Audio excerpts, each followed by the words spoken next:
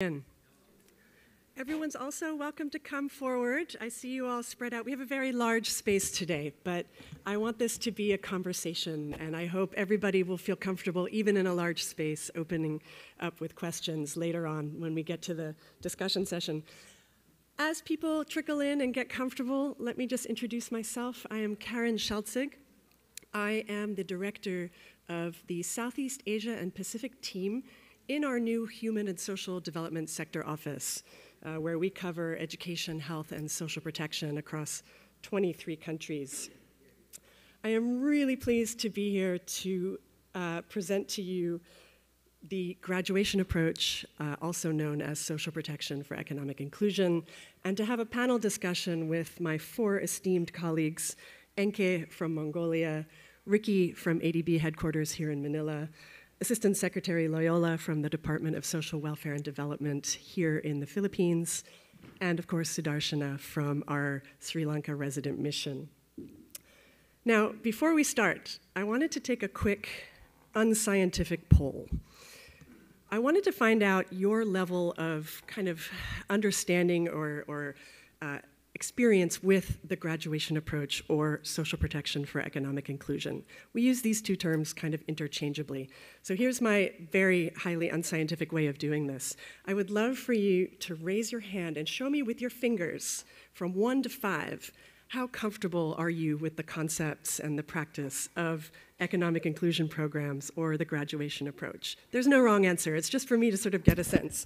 So if you would raise your hand and show me 1, 2, 3, 1 is sort of basic, 3 is moderate, 5 is expert. Very good. Okay, so the average is approximately 3.2. Very good. That tells me that most of you have some understanding, but some of you are new to the concepts, and I want to give you a basic overview and explain some of the evidence and look at how we build these kinds of programs into social protection systems before we then turn over for some quick presentations on 4 different cases, and then we'll have a conversation after that. I hope that's okay. Please come in and make yourselves comfortable, and let's get started. So if someone could load the first presentation for me, that would be very helpful. Or I can do that myself. Look at that.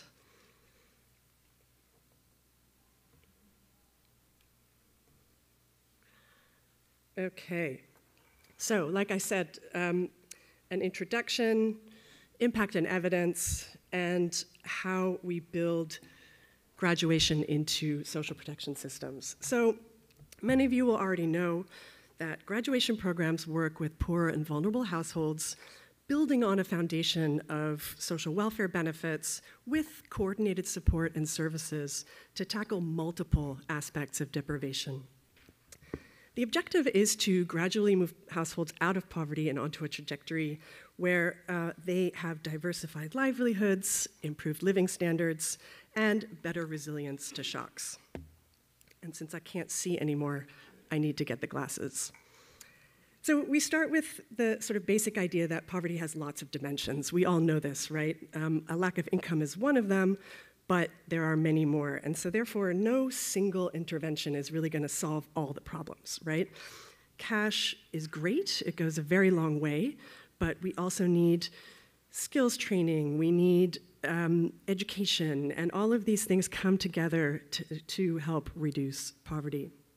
I will show you the characteristics of, go.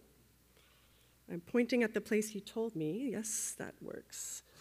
So, you know, graduation programs come in lots of different shapes and sizes, and they're implemented now in more than 75 countries, 200 different programs. But key is that we adapt their design to the different context of the different countries. The basic building blocks are in this image on the left. 5 connected elements that, woven together, strategically sequenced, have shown both immediate benefits and sustainable results long after the program interventions end. So starting with the dark green social protection, we have usually a foundation of social assistance. Then we bring in coaching and mentorship, livelihood promotion. This could be through asset transfers or through job facilitation. and tailored skills training. There are social empowerment and inclusion efforts and financial services. Now, so many of these elements tend to exist already in a lot of different governments with different agencies implementing different things at different times. This is an idea to bring everything together into one sort of big holistic program that gives people a big push. And a key characteristic of these programs is that they're usually shorter, so maybe 1.5 to about 3 years.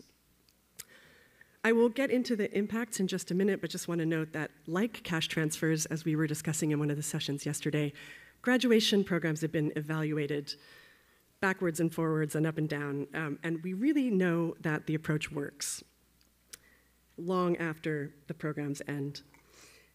So this is really just meant to illustrate how various elements are sequenced. We start with identifying the people who will participate. We look carefully at things like market assessment and value chain analysis. And then we introduce and sequence the other components. Any of these might be a pre-existing social protection program. Could also be social insurance or a labor market program. But one important issue to flag, which this graph doesn't show very well, is that we don't want to indicate that everything just stops at the end, right? We don't want people to get cut off from social assistance altogether forever. Graduation programs should really be designed and as integrated into a system, a social protection system that offers graduated households the ability to come back and reapply for benefits if they need them. And we also want to make sure that graduation programs are designed to support people's access to formal social insurance. Now, ADB support for economic inclusion programs or graduation programs started, I want to say, in about 2015 with a first pilot in the Philippines that was then implemented from 2018 to 2020. So that's just a couple of years ago, and in that time, we've expanded to 13 different initiatives in 7 countries with several more on the horizon. And we're hearing more and more interest, especially from our government partners, on how we build on cash transfers to really make a lasting impact. Our support has ranged from technical assistance and knowledge support, loan and grant assistance, and implementation support and impact evaluation as well. One area that we've been exploring lately is how we might adapt the graduation approach in the context of resettlement. For example, in the Philippines, ADB and other development partners are supporting a massive railway expansion, which results in displaced people. And so restoring livelihoods has traditionally been a challenge, and we think the graduation approach has particular relevance here. The bolded ones are the programs we're going to hear about today. These are some of our newer efforts, concept or design stage in Bangladesh, in India, Laos, and the Marshall Islands. Now, coming to some of the evidence, there's a lot of it, and there's no way we can cover it all today, but the State of Economic Inclusion report, prepared by our colleagues at the World Bank in 2021, looked at 80 different quantitative and qualitative evaluations in 37 countries. And this is kind of a summary. Promising evidence on short and long-term impact on a range of different outcomes, and you see that list on the left. And importantly, it showed that this bundled set of interventions had a much larger impact on things like income and assets and savings related to standalone interventions. These are some of the impacts from that first Philippines pilot I mentioned, and I see people in the room who've been a part of that, and it's really exciting. The pilot was up and running and going swimmingly in 2020 when the pandemic hit. So we had a couple of challenges, as you might imagine. But the impacts, nevertheless, were very positive, and you see the list of them here on the left. This is a program that worked with 2,400 households in the Philippines who were part of the conditional cash transfer program, the 4 Ps that you've been hearing about this week. We designed it as a randomized controlled trial with treatment and control groups in 5 municipalities in 1 province.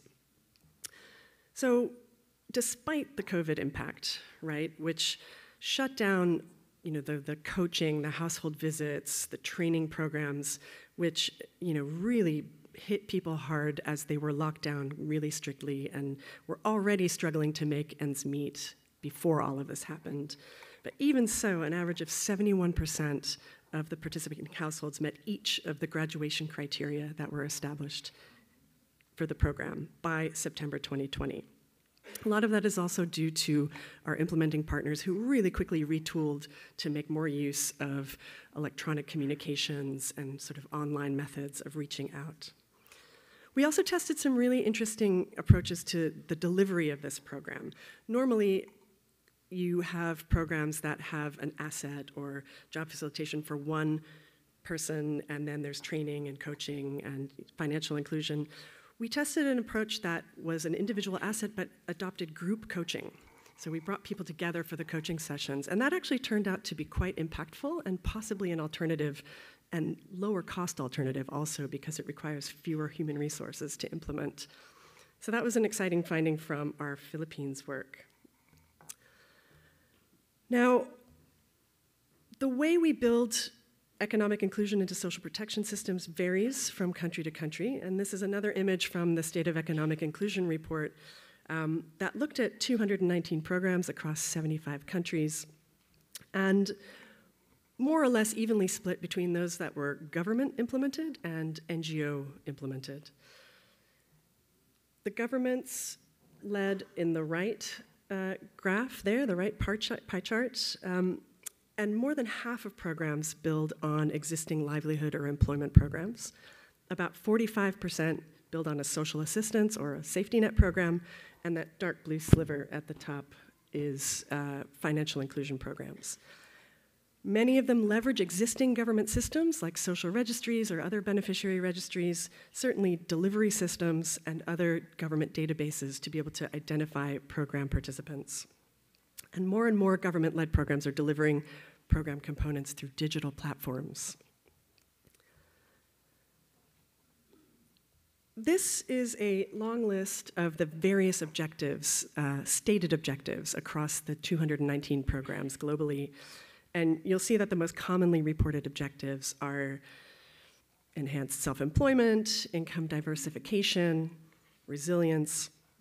It gets kind of interesting when we break these down into the NGO versus government-led programs because governments tend to focus more than NGOs on wage employment access, whereas NGOs or UN agency-led programs focus more on women's empowerment and food security. So a very interesting mix of objectives, and of course, you know, these are not unique. Everyone could mention whichever objectives they have in their program.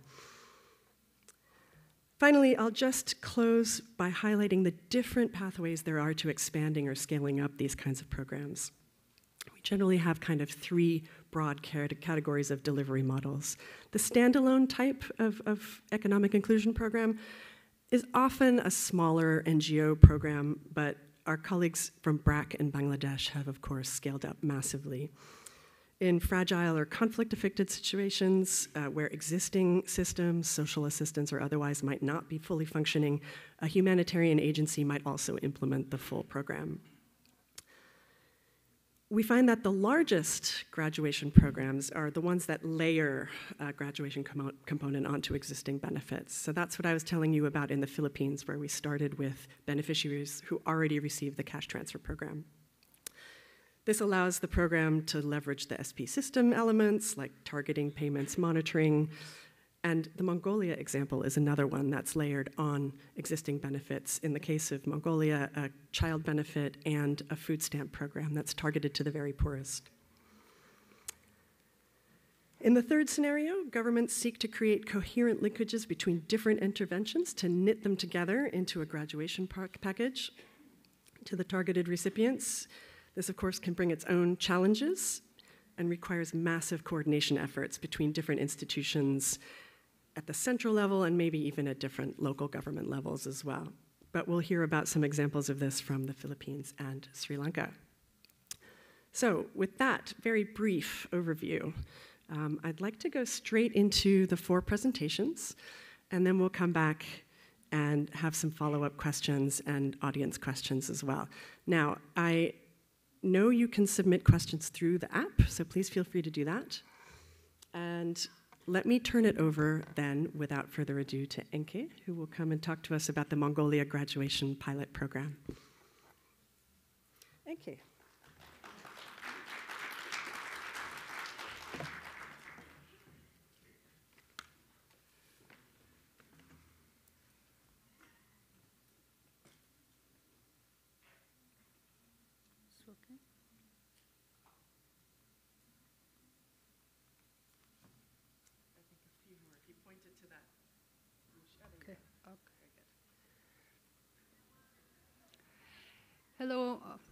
Hello, good afternoon to all. First of all, thank you so much for inviting this great event and also inviting this the panel discussion. I'm very happy to present about Mongolia graduation pilot program. And let me start from program overview.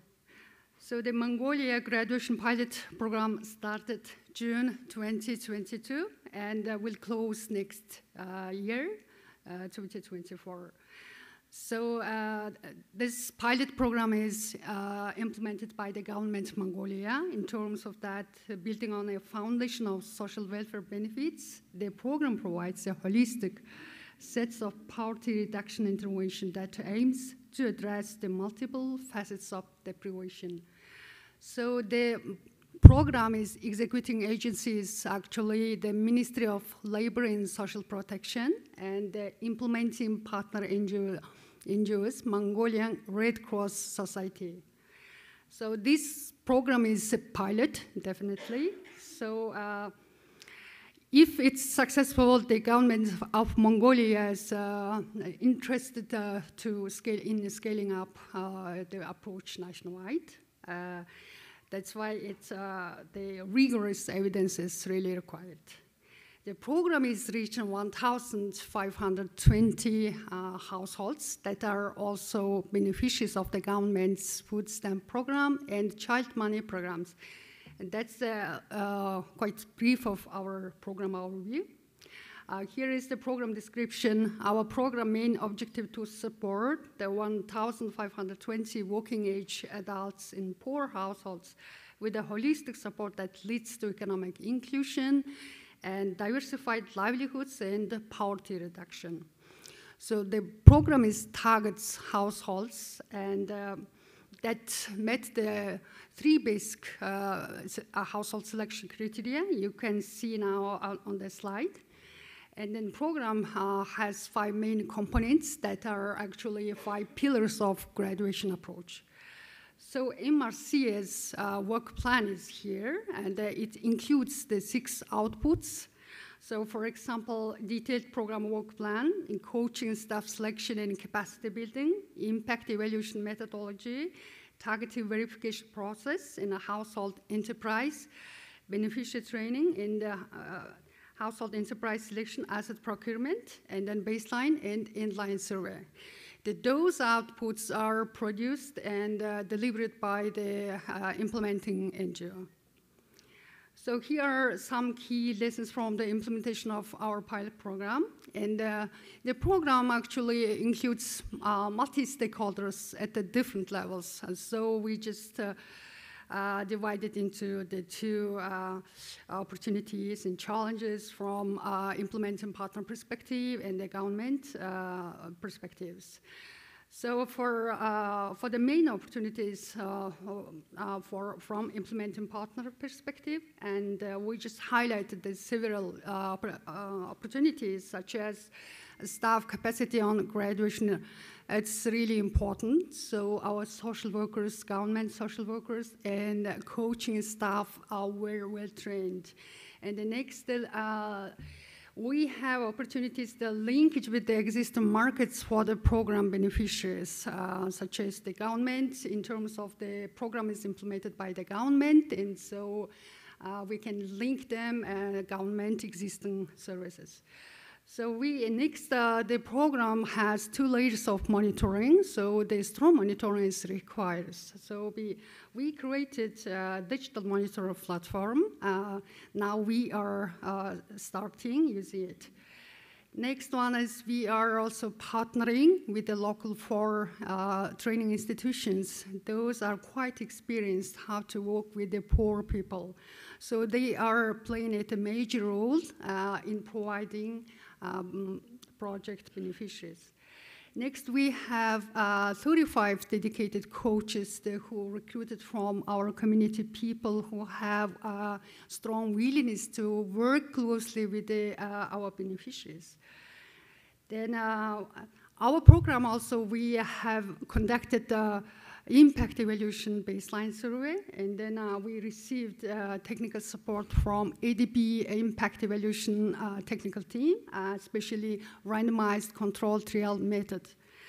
Next column, for the main opportunities from government side, the government is highlighting that cooperation between government, NGO, and a community cooperation has improved through the implementation. And also the NGO, not only MRCS, but also other local NGOs' capacities increased in terms of how to implement the approach. So the government of Mongolia also is creating the new approach on welfare to work. So that's actually really needed to the reform welfare system. And next, the government is highlighting that the beneficiaries' mindset is really changing, and positively they are demonstrating a positive mindset because of they actually actively participated number of the skills training and other activities. So the government have seen that they have a lot of opportunities link program beneficiaries to with local markets, existing tangible market actors, and other local services based on local resources and advantages. For the main challenges, we just wanted to share the several challenges from implementing partner side, and then enterprise matching from a list of livelihoods was quite challenging because our many households preferred to select the most familiar enterprise, maybe based on their previous or current experiences. And next one, the market value of productive assets that we are going to procure are often higher than the budget allocated to the per households. And then asset procurement process is always complex, very challenging. That's actually really taking time. So actually the graduation approach is really time-bounded, but it really takes time. Next, household refusals in the program. That is because of the several key reasons, such as some of the adults in households already had full-time jobs, or some of them didn't have enough time to participate in livelihood activities or start a small business and so on. And then monitoring treatment in the control groups, also conducting baseline surveys also was really challenging for the implementing government, NGO. For the main challenges from government perspective, they highlighted the 3 main challenges. For example, 1,520 beneficiaries is quite a high number for only 1 year, the pilot program. So next, the lack of experience the government in NGO on graduation approach. That's actually they have learned. Still during the implementation, they are learning a lot. So especially in terms of the development and sustainable livelihood development side, lack of experiences. So there are some problems with selection, random selection of households. There are some problems comes out. For example, they have a tendency to move from one place to another place, and they refuse the program. Also, they not select proposed livelihoods. Those are actually our main key lessons. So we have done so far 2 different surveys. One is household verification survey, and then that's actually identified 4,139 eligible households. And then Our city design is signed 3,035 households into treatment and control groups. If I mention very few of the baseline survey findings, statistics, 33% have family members with a disability and 34% have a female head. Also, in terms of the household income, the share of household spending on food, 47%, on housing, and 27%. That's actually quite evidence those the program beneficiaries are quite vulnerable. So main source of income are for these two groups wages, and then very few households had a small business at the baseline. So the program is actually really contributing to increase the women's economic empowerment through the livelihood diversification and skills development efforts, such as we actually provide technical and very basic business skills training, and also linking them with the local markets and savings group and other household financial management training. That's actually so helpful to them and increase their economic skills. Then the program is increasing also household resilience to climate change through directly or indirectly, and indirectly we are contributing, for example, linking with them the local community disaster risk reduction training in programs. Those are our key introduction presentation. Thank you so much.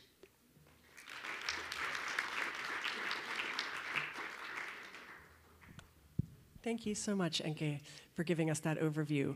We'll have a couple of questions later after we go through. Ricky, may I ask you to come up to the podium? Thank you, Karen, and let me just... Feel free to adjust the mics. All right. Let me just make sure my... Okay, all right, so it's working. And so if you see me looking at those two screens, because you can't see it, the presentation is on the left, and there's this gigantic stopwatch on the second screen to make sure that we are on time. So just to let you know, if I'm starting to hurry up, it's because I'm very conscious of that stopwatch. Anyway, I'm Ricky Barba. I'm from headquarters. I'm from ADB. I'm Filipino, so I'm from Southeast Asia, but I'm also covering South Asia and Southeast Asia in terms of safeguards. And so the project I'm presenting is on Tamil Nadu. It's a project in India, and this was processed 2 years ago. It became effective in February 2022, so we're only into a year and a half of implementation, and this is on the inclusive, resilient, and sustainable housing for urban poor sector project in Tamil Nadu in India. So for those of you who are not familiar with India, Tamil Nadu is on the southern tip. It's in the lowest part, so it faces Sri Lanka. That's what it is. It's coastal, so it's very hazard prone because of its coastal nature, and it's also a fairly dry area during the summers, but a very wet area during the monsoon. So basically, I need to, I guess, explain the context of the project. The graduation approach, we use the graduation approach to supplement resettlement, basically to improve the resettlement outcomes. So there is a resettlement plan which we grafted the graduation program onto. So, and there's a screen here as well, or I can use my glasses. So we're building on an underlying resettlement plan for an affordable housing project, and our main implementing agency is the Tamil Nadu Urban Habitat Development Board. Let me go back to the project. It's 3 components. The 2 components are, I won't discuss because it's not related to the graduation, but the first, we're building 6,000 housing units, okay? So 6,000 housing units, which means we're moving 6,000 households. And why are we moving them? It's because they're in flood-prone areas or other climatic hazards, and these are informal households, right? Informal settlers. They are obviously in very climatic-prone areas, usually, if you can imagine, on the banks of the river.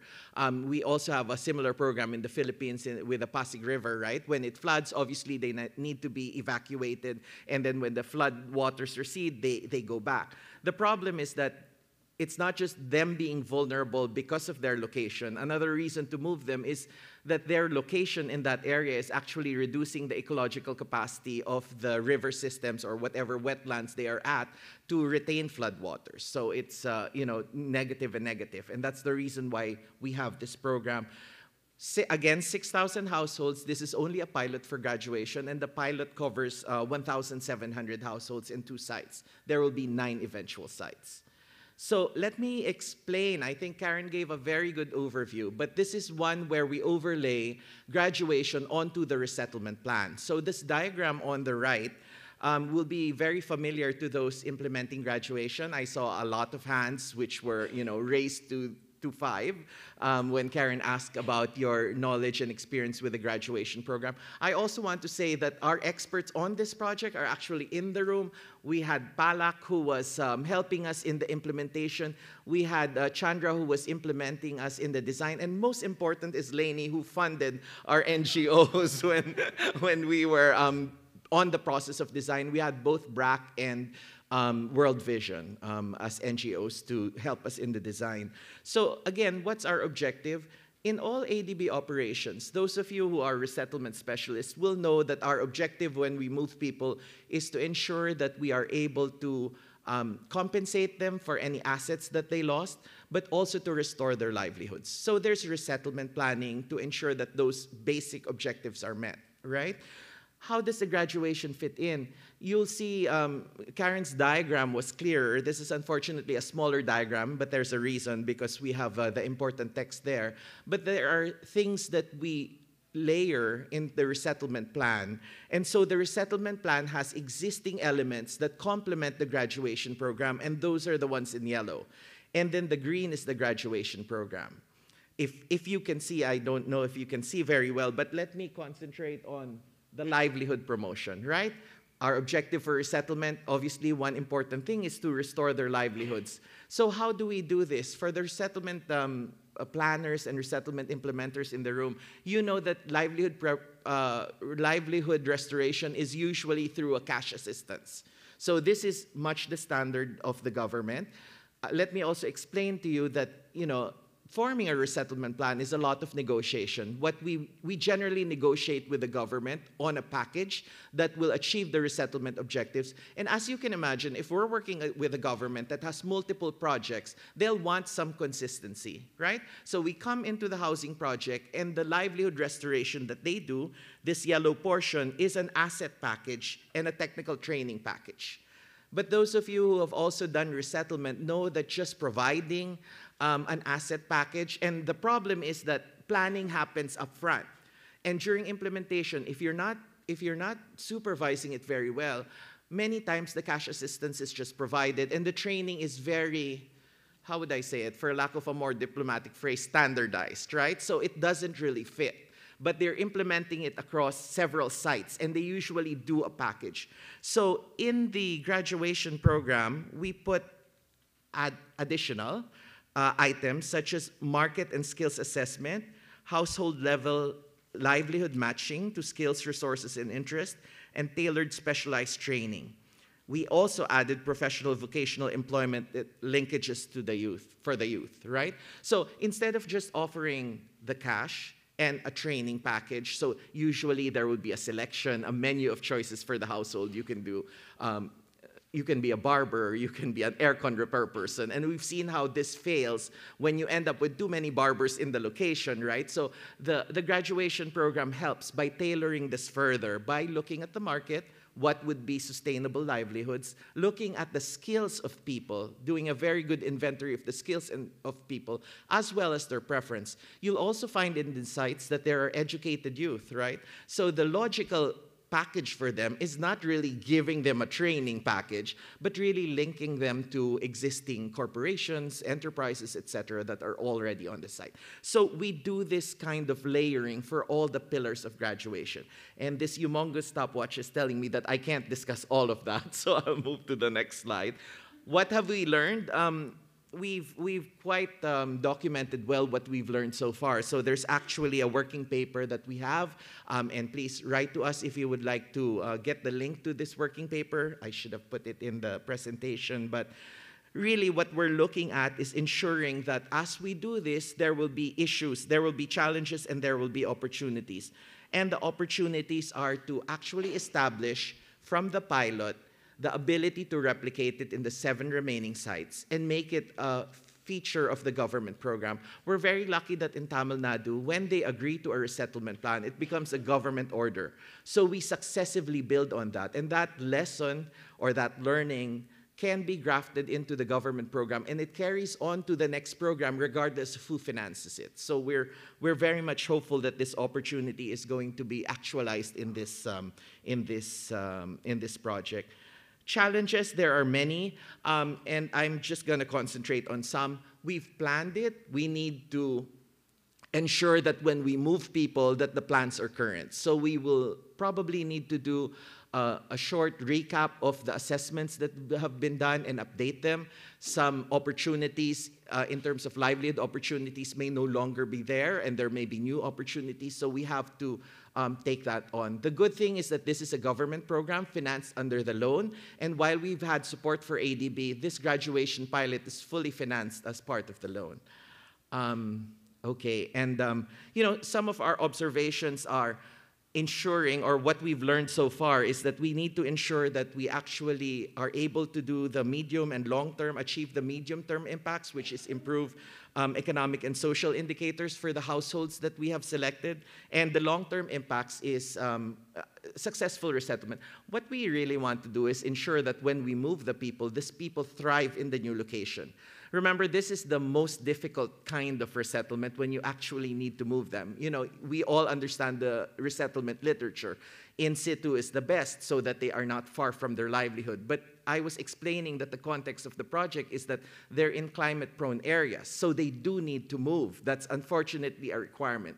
So one of the things that we also are encountering in terms of challenge is that it's already a negative circumstance, right? I've been interviewing people for safeguards positions in the last 4 weeks. And one of the questions that I usually get a long pause is, if you are selected, would you be amenable to moving to a resident mission? And this is voluntary relocation, right? We're giving them a choice and we're asking if they will do that. But this circumstance that we are under, it's involuntary resettlement. So you can just imagine, people already have all the negativity of moving. So we are trying to overcome that to ensure that the graduation program will be successful. So it's 44 seconds, so I think I should stop now. I just want to say that we also have climate change features and women's empowerment. I'll stop with the last slide just to make sure it's clear that of where we are. This was taken yesterday. Was it yesterday or 2 days ago? We are building the relocation site, and what we're doing is actually having the people who will be relocated come to the resettlement site, even if it's not complete, so that they understand, they can tell us, they can figure out where it is relative to the location they're coming from, because this all matters in terms of ensuring that the graduation program and the resettlement is successful. 15 seconds, I think I did well. Thank you. Thank you, everyone.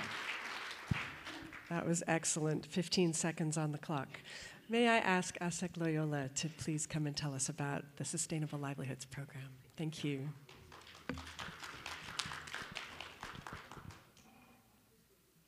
Okay. Good afternoon, everyone. Before I proceed with the presentation, the Department of Social Welfare and Development takes this opportunity to thank the Asian Development Bank for providing this platform to share the successful implementation of the Padayon SLP that was implemented through the department's Sustainable Livelihood Program. For everyone's information, Padayon is a Visayan word meaning moving forward or to do the next step.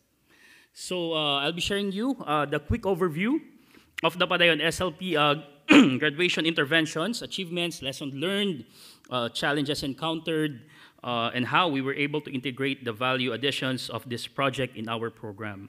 So as a program that aims to build the capacity of the poor, SLP by nature continuously innovates, develops new methods, and identifies good strategies to be able to respond to a variety of shocks and provide the most appropriate and effective sets of interventions. And this is what we did in Padayon. So the Padayon SLP is built on the two existing government programs, the Pantawid Pamilyang Pilipino Program, or 4Ps, the Philippines Conditional Cash Transfer Program, and the Sustainable Livelihood Program with the graduation additions, which provides participants with a comprehensive and sequenced set of interventions along the four graduation pillars: social protection, livelihood promotion, financial inclusion, and social empowerment. This aims to push people out from poverty through livelihood promotion that includes cash transfer, technical life skills training and coaching, mentoring, financial inclusion, and social empowerment. The pilot project is implemented during the COVID-19 pandemic in 3 provinces, in Iloilo, that's in Visayas, and Bukidnon and Sultan Kudarat in Mindanao, in partnership with the ADB, Department of Foreign Affairs and Trade, and the BRAC. So the pilot project is, the program provides 15,000 pesos, or roughly $300 US, as a seed capital fund to start the business of the eligible participant. So we are happy to share that as the pilot project ended last January 2023, we achieved 83.37% of the Padayon households met the graduation criteria, which shows positive behavior changes during the duration of the project. So since the pilot project is built on 2 core special protections program of the government, the image presented on the screen are the components of the Sustainable Livelihood Program and the 4Ps, or the Pantawid Pamilyang Pilipino Program, that were integrated into the Padayon SLP project along with its graduation additions. These added graduation additions, such as healthcare referrals, localized market assessment, livelihood-specific trainings, monthly monitoring, better address the multidimensional aspects of poverty. So further, these graduation additions were used to test the current existing guidelines and strategies of the Sustainable Livelihood Program in promoting a resilient and sustainable livelihood. So the next 2 slides show you the descriptive and data results and achievements of each graduation criteria under the 4 pillars.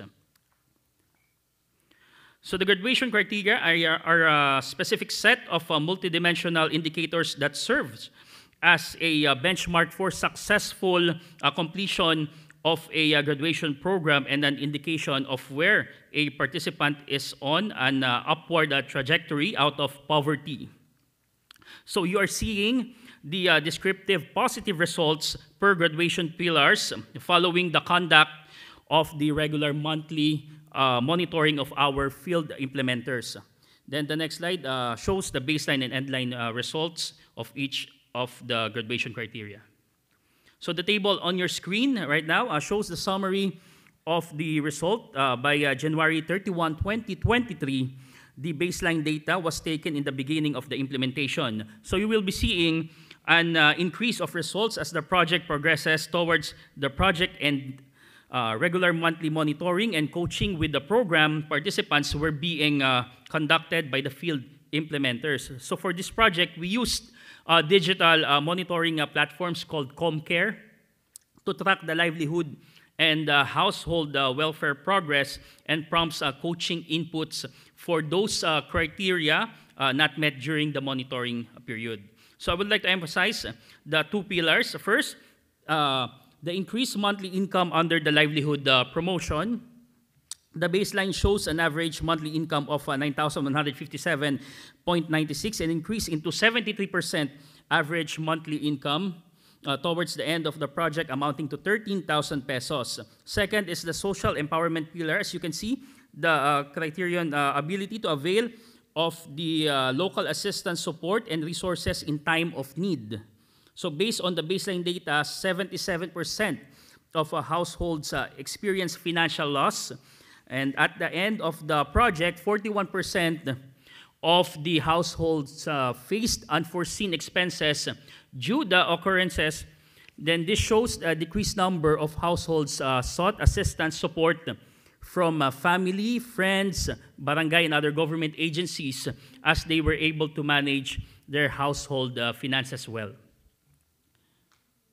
So for the lessons and challenges, this slide highlights the lessons and challenges encountered along the way. So number one, the conduct of localized market assessment enable us to determine a menu of profitable livelihood opportunities in the community that resulted in sustainable livelihoods.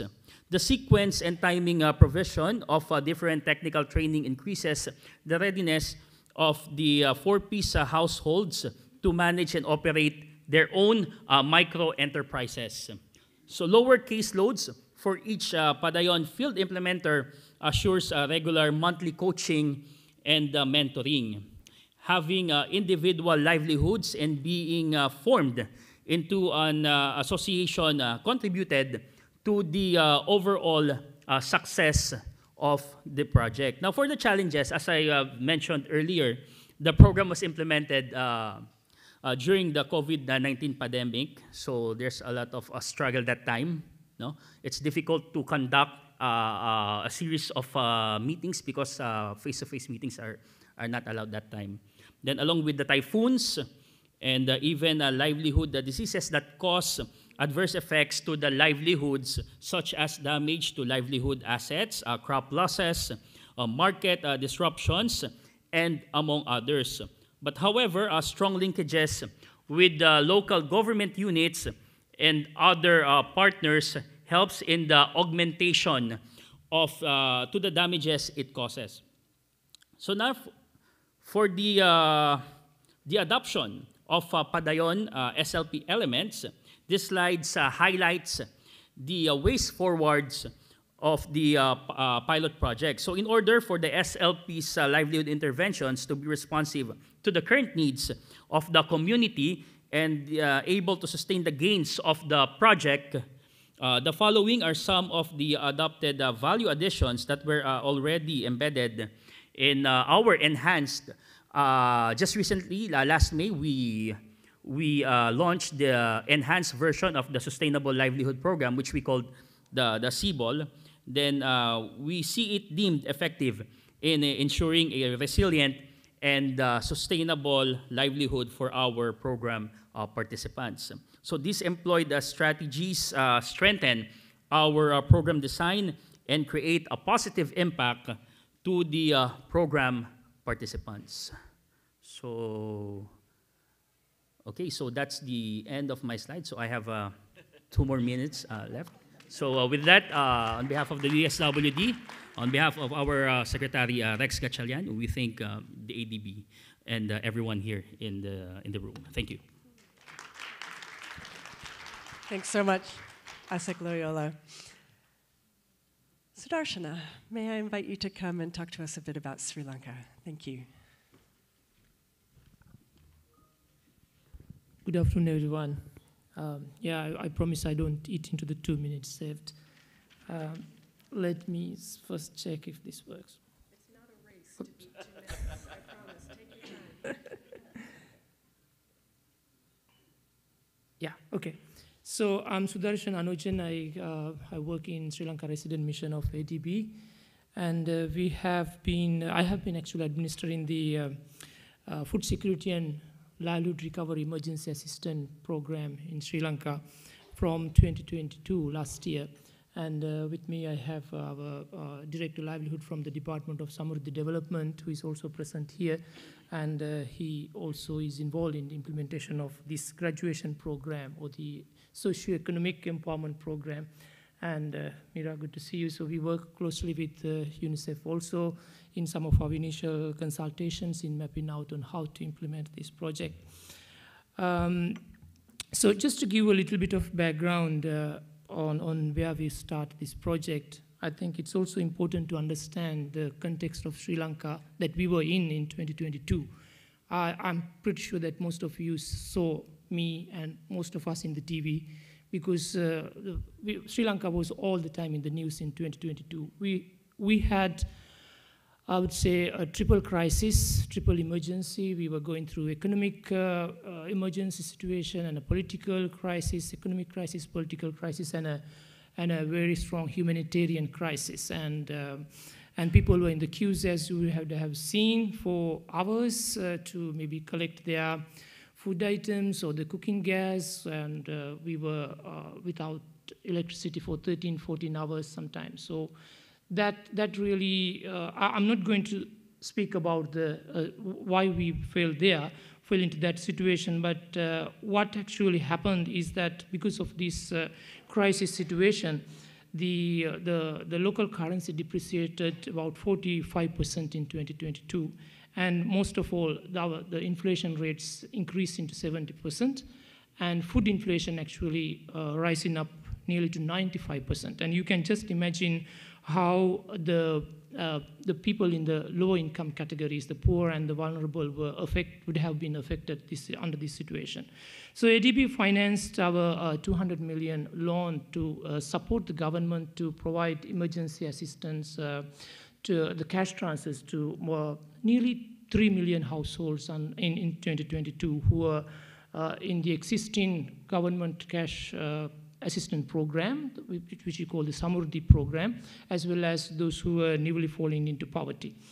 And so you can see just how things change in 2022 from 2019. The poverty rates actually increased by about, from nearly 4% to 25%, and state poverty is increasing, but being the highest, but also 80% of the poor in Sri Lanka living in rural areas. And you can also see in the second map how some of the districts really in the center and on the eastern coast and the northern area actually suffered more severely in terms of poverty.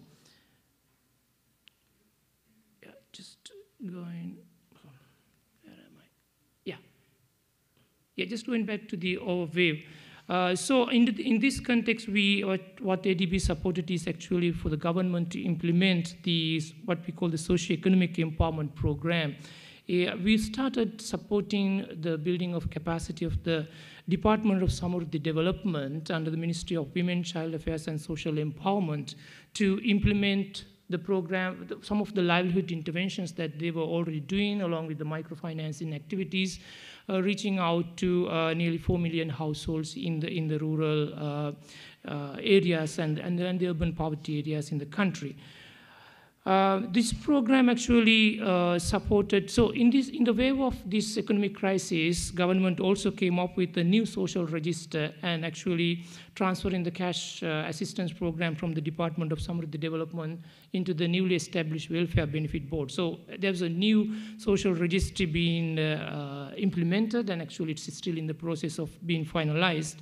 And ADB supported to build the program pillars of the graduation strategy to support the new social registry, the beneficiaries of the new social registry, bringing in or building up the psychological well-being, social protection, financial inclusion, livelihood, skills and jobs, as well as entrepreneurship, in addition to the cash transfers that the government was doing. And as I said earlier, the Department of Samurdhi Development, with reaching out to like about 4 million members of their Samurdhi banks, having about a reach out of nearly 1,074 banks in different locations in the country, as well as having a cadre of nearly 20,000 staff in the rural settings in Sri Lanka, was actually the implementing agency that started building up this program or implementing this program.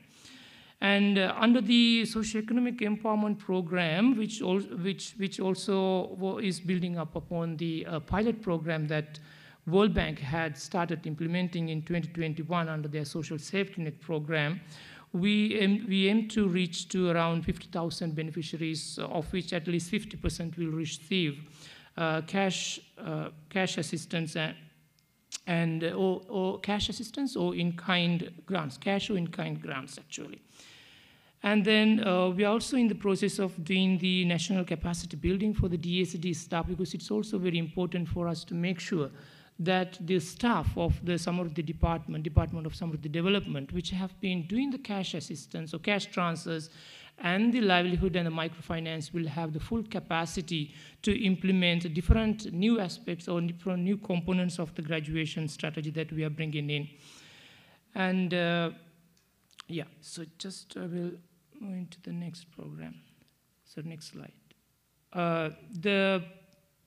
the program overview, actually a few highlights that I would like to share in the interest of the time, is that the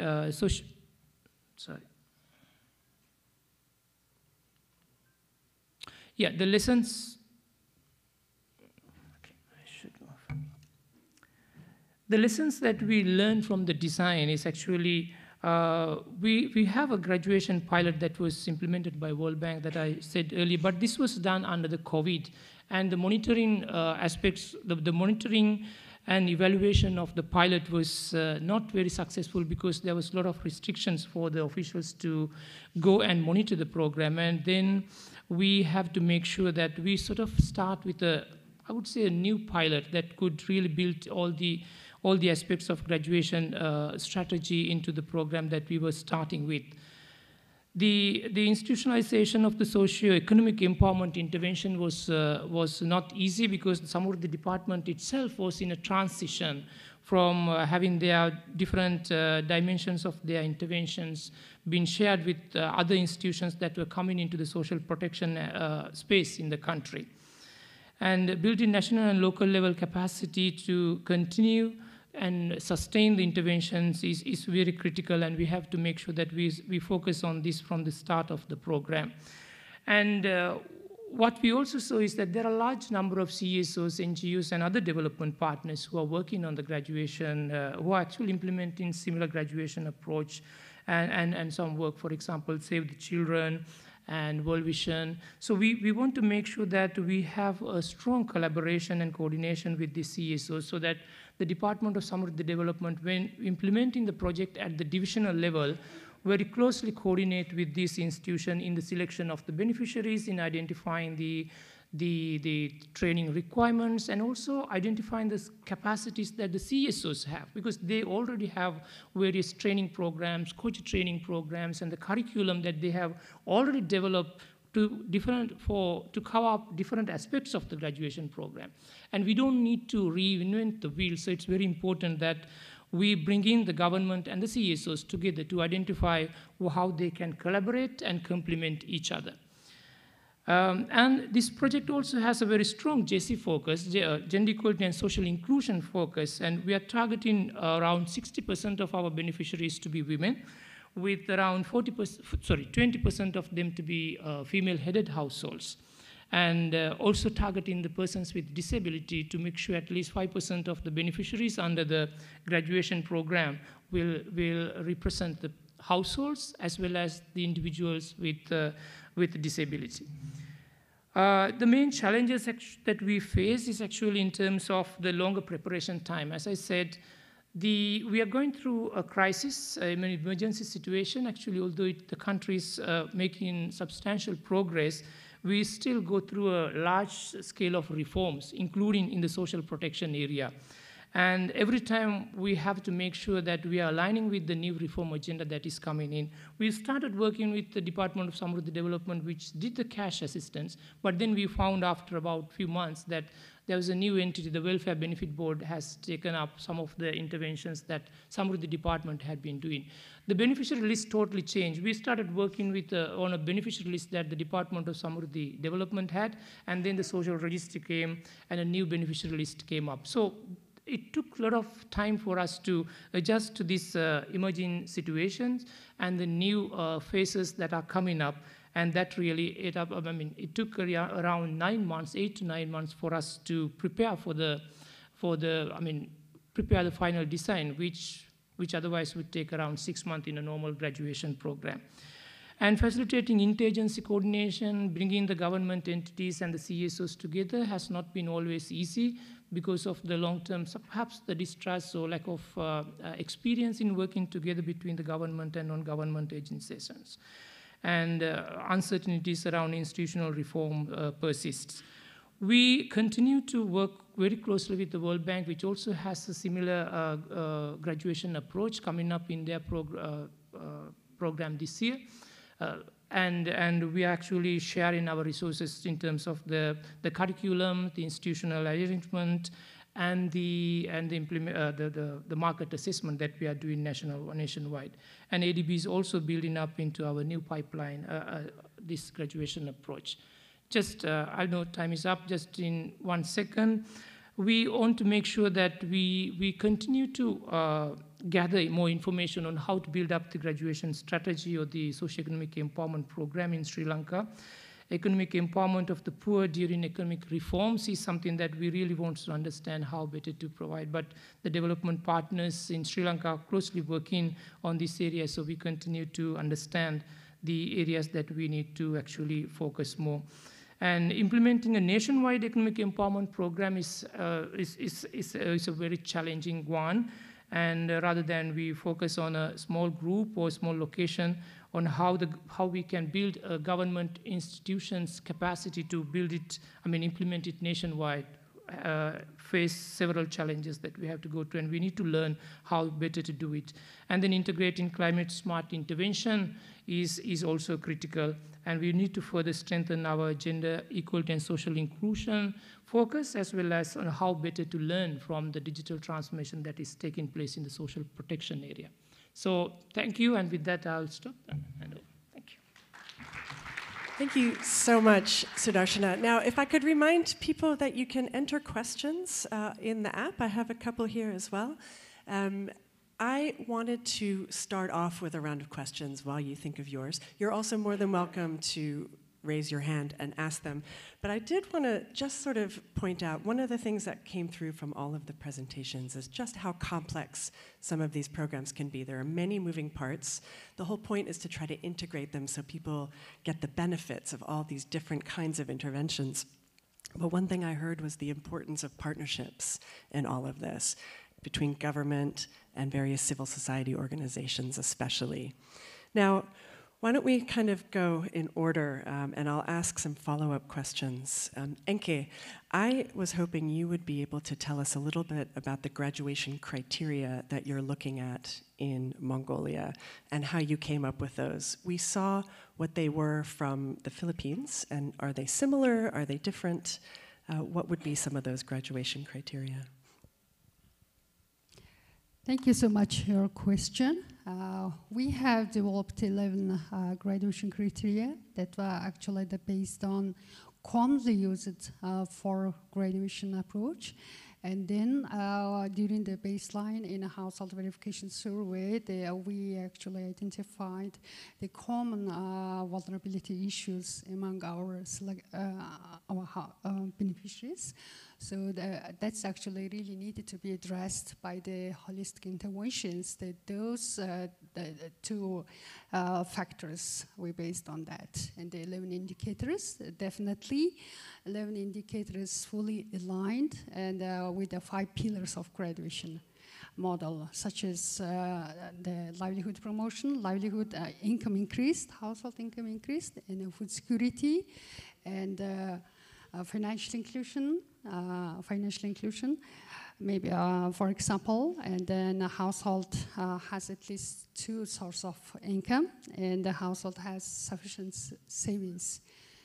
Those kind of, and then indicators we have to. Great, so some of those are quite similar with what's being done in the Philippines, for example, but you got them from that context-specific household verification survey where you saw what the issues were. Ricky, your example is one built on a resettlement context, which we know can be challenging, as you pointed out. Does the graduation program in Tamil Nadu include any components that are specific to that context and to some of the challenges people are facing? Do you provide extra psychological support or extra coaching or legal support, anything like that? Right. So as we explained earlier, we are not as advanced as our other colleagues, and so we have the opportunity. So I guess the short answer is yes, we will have that, but no, we don't have that currently. It's always changing, it's always evolving, and I think this is one of the things that we've learned quickly in the graduation program. I mean, Pala can talk about this also. We borrow a term from environmental safeguards, which is adaptive management. These things are thrown up, you know, constantly, and you have to adapt. But the good thing is with the graduation framework, you actually have a framework that has elements of coaching, mentorship, where you can incorporate these things. When we were doing the initial stages, we were thinking, let's ramp up the health support because of COVID. And clearly that's not something that we will do now. But I think the things that Karen had pointed out, this psychosocial, it's a difficult environment, right? That's why we are ramping up these things. The government had difficulty understanding why bring them now to the relocation site. Why now when we're not finished? And it's because you need to be able to explain that actually we can still modify according to your needs. I can talk about this for an hour, but we did so much of changes in the design. Having a livelihood center in the middle of the housing colony, for example, is one such. And we will defer to you, and we will consult you, Karen, on how to do this coaching and mentorship when we actually have the households on site. The coaching is such an important part of the graduation approach, beyond the cash and if someone gets an asset transfer and technical training. The coaching really kind of almost is the glue that holds it together. People we work with in graduation programs are very poor, very vulnerable, and we know the kind of stress that poverty can create and how stress can crowd out an ability to focus on much else and limits the bandwidth for planning ahead. So having a coach that you can work with to really support you as a household and a family, I think is one of the most important elements of this approach. Asik Loyola, you have presented, I found those statistics very impressive. Some of the increases from your baseline to your endline survey on those various indicators were incredible. I wanted to ask you how you decided to layer graduation into the SLP, and so it would become the Padayon SLP. We had that earlier Philippines pilot. What influenced the Department of Social Welfare and Development to take from that pilot, which was with the Department of Labor and Employment, and kind of adapt it to your program? Thank you. You've mentioned earlier that the partners are very important part, of course, in nation building. Most of the result of the Padayon, since this is a very successful project, we adopt it, and currently we're implementing the enhanced version of the Sustainable Livelihood Program. So most of the additions, graduation additions that that was added during the run of the pilot project, complemented to the existing and new guidelines of this Sustainable Livelihood Program. Like, for example, to have a successful livelihood or micro enterprise, of course, sustainability. We have to emphasize the word sustainability. Then from 2 years, the incubation period now is 5 years. So we wanted it that long because we believe that if we focus more on pushing this, our beneficiaries who are very socio-economic viable, we wanted to give them the opportunity to grow like a plant. That's why we call it CBOL. We base it on growing a plant. And the 5th year will end up harvesting, we call it ANI. And then we adopt most of the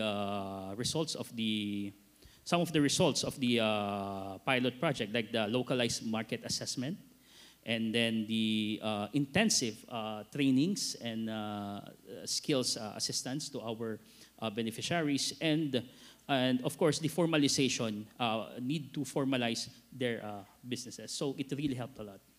Right.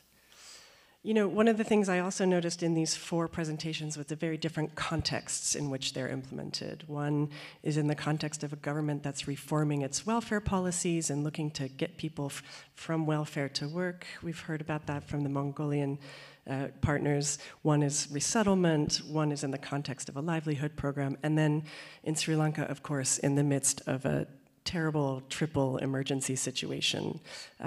So I wanted to find out what you think are some of the challenges of operating, particularly in such an emergency situation, and how can the graduation program help people with immediate emergency needs, which is the context in which you developed this?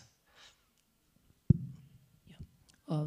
Thank you, Karen. So 2 things. One is actually, so if you look at the emergency situation, what we also see in a context of emergency, whether it is economic or humanitarian, new people start falling into poverty. And that's one of the key areas that we need to address in an economy, and how we support these people who are falling into poverty as a new group can be better supported. And I think the graduation strategy can really come in handy in helping these households, because it looks at the economy, the market, through the market assessment and value chain, and also as its goal, it looks at sustainable income for the households.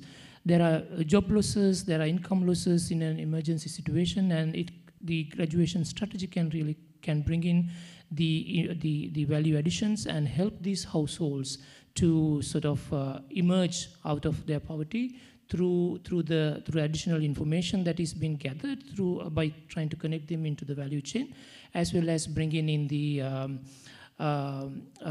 the coaching program. That's very essential to help them take on through a process of 18 to 24 months and taking them step by step to reach the sort of the economic sustainability that the households need. And the other aspect I want to stress is also, like, emergency situations also bring in challenges not only in the economic space in the households, but also like various other social and psychological issues that come up, especially in terms of the increasing domestic violence, the nutrition issues, and also the psychological stresses that the family face, the family conflicts that emerge between husband and wife and the children and parents. So the life skills component of the graduation strategy is actually very helpful to address some of these key issues, which not only look at the economic and the household income, but also all from a holistic angle, all the dimensions of the households. That's really essential. Yeah, thank you for that. Now, would anyone like to pose a question? Hand up in the back, here in the front. I see 3. Let's take those first. February, I think that's you in the back. Yes, and if you could say your name and where you're from and who you would like to address the question to, okay, or if it's general. Thank you. My name is February. I'm from Indonesia, and I would like to address my question to the gentleman from Philippines, Mr. Florentina. First of all, thank you very much for a very interesting presentation, and congratulations on the success of your pilot. I just find it very interesting that you mentioned about the sequencing of the graduation interventions. If you could elaborate on that, like what kind of intervention that you start with and how long before you sequence it with another intervention. And also, as a follow-up to that, in your experience, why did you think it worked, that sequencing in the Philippines context? And then since I take this opportunity to ask the second question, government usually, the main challenge for government to implement graduation approach nationally is usually the cost. So only if you can share, how much does it cost per beneficiary in the Philippines? And I also ask that question to Mongolia then. Thank you.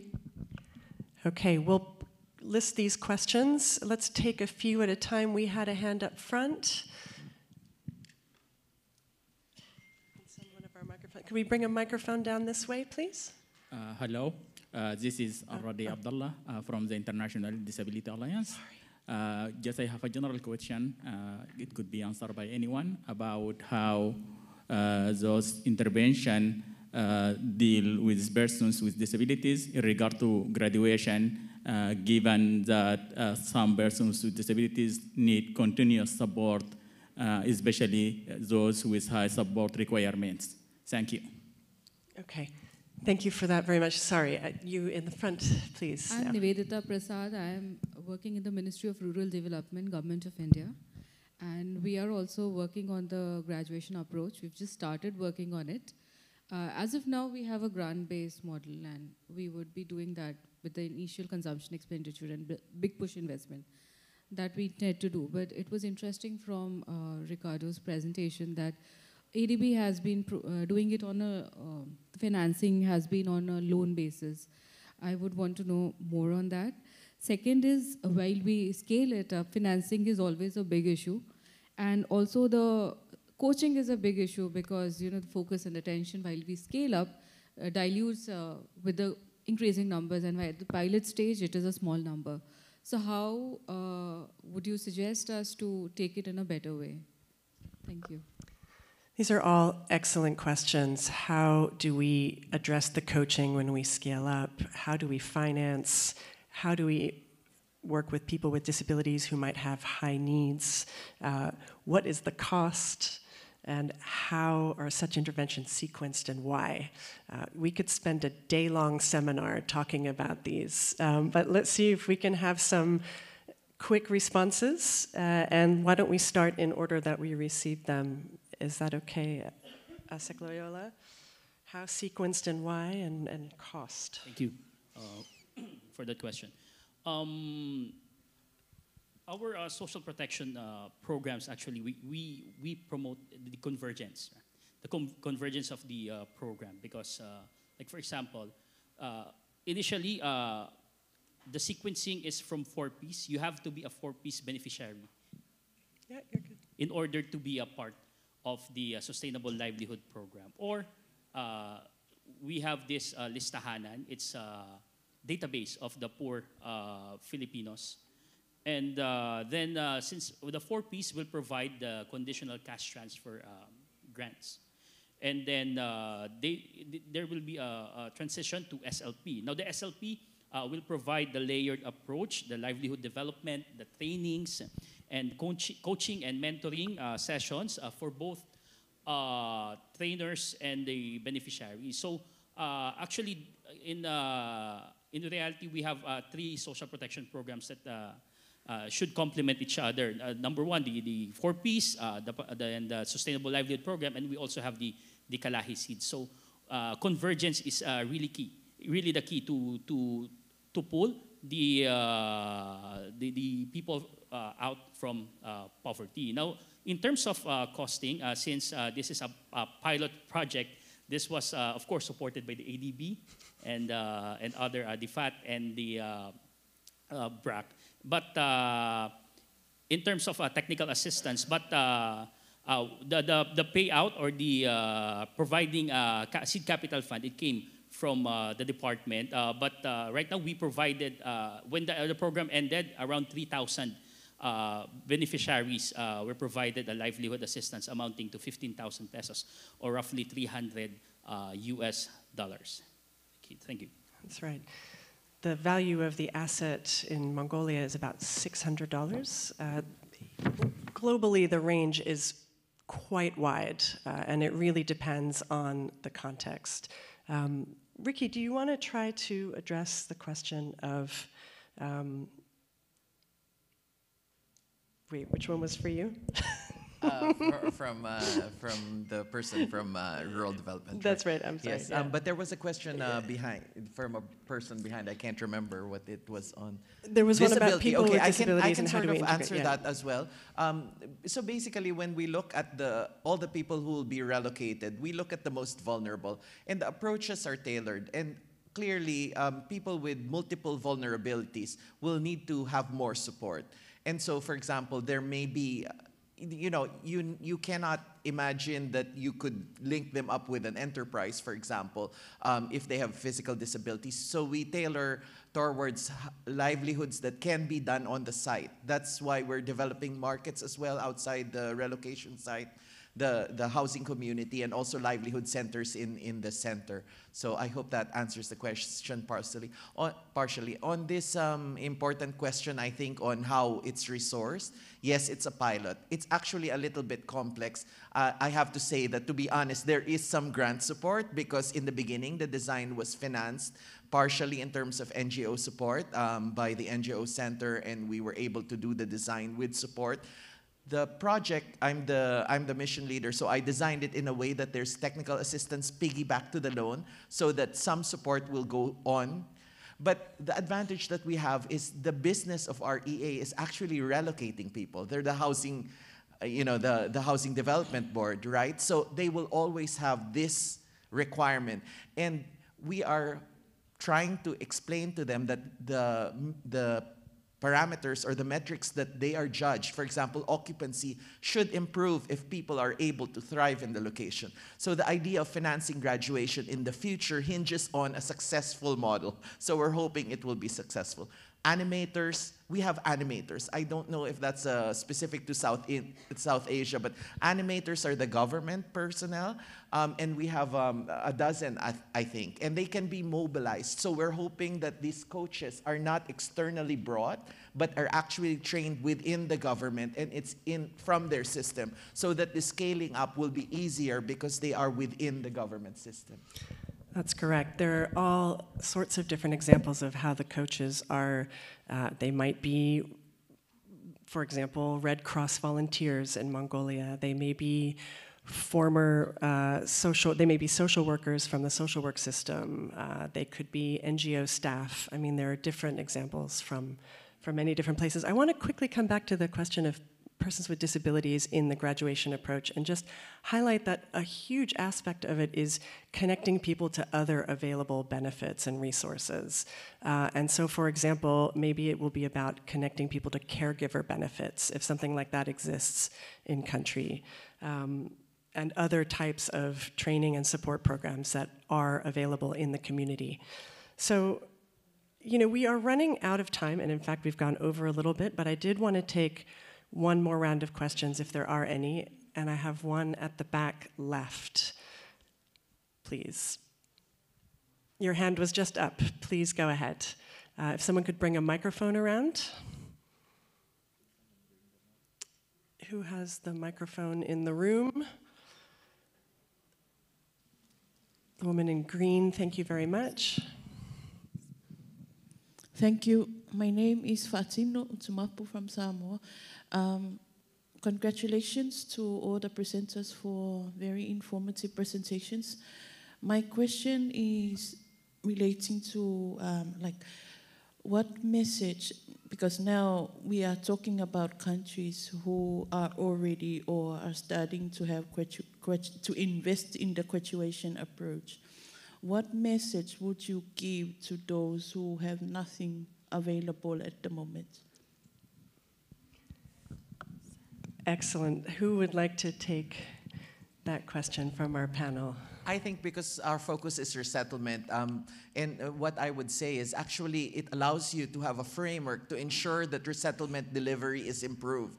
So for any resettlement implementation, I think it's worth looking at graduation because you have a structure for, I'm sorry to go into resettlement theory, but if you go to the theory of impoverishment, right, that's what you don't want to happen in a resettlement exercise. And I've done a presentation on this, that actually a lot of risks of impoverishment, like homelessness, joblessness, etc., being disenfranchised are actually addressed by the graduation program. So it's a very good framework with which to look at having a holistic resettlement package. And let me just add on that from a non-resettlement perspective, what I would say to perhaps a country that does not yet have a graduation program. One of the things that struck me when I first learned about this approach was that so many of the elements exist already.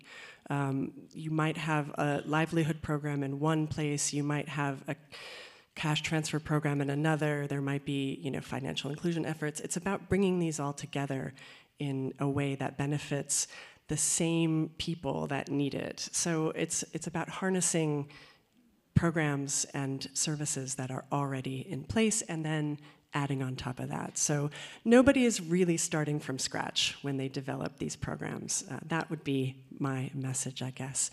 And with that, I don't want to keep you from your coffee. I know the afternoon sessions can be rough in rooms with no windows. So let me wrap up there and thank the presenters, thank everyone for their questions, and have a good rest of your APSP week. Thanks so much.